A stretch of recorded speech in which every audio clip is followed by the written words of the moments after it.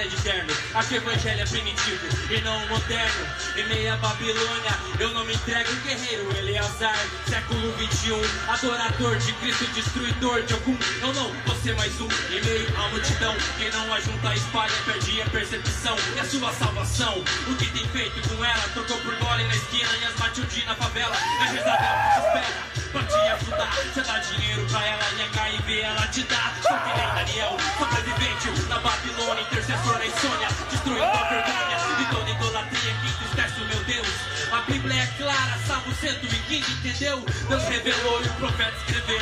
Tem boca, mas não fala, cadê a língua do santo? Será que o gato comeu? Será que o gato comeu? Será que o gato comeu? Será que o gato comeu? Ô Babilônia, Babilônia, onde está seu Deus? O meu responde com fogo e queima o seu. Ô Babilônia, Babilônia, onde está seu Deus? O meu responde com fogo e queima o seu. Ô Babilônia, Babilônia, onde está seu Deus? O meu responde com fogo e queima o seu, entendeu? Quem não obedece se afoga com as próprias lágrimas. Saúl não obedeceu e se lançou na própria espada. Quem vive de mancada sempre pereceu. O profeta falou e você não entendeu.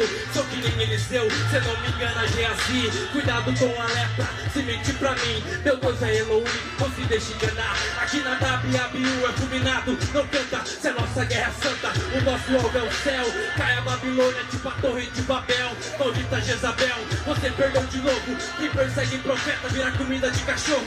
E no lago de fogo é lançado o malfeitor. O idólatra, o hipócrita soberbo, conspirador, a glória do Senhor. E de mais ninguém, só os guerreiros tementes glorificam e diz amém. O resto é resto, jogada no lixo. Herodes não deu glória, virou comida de bicho. Ele não vigiou e caiu da cadeira.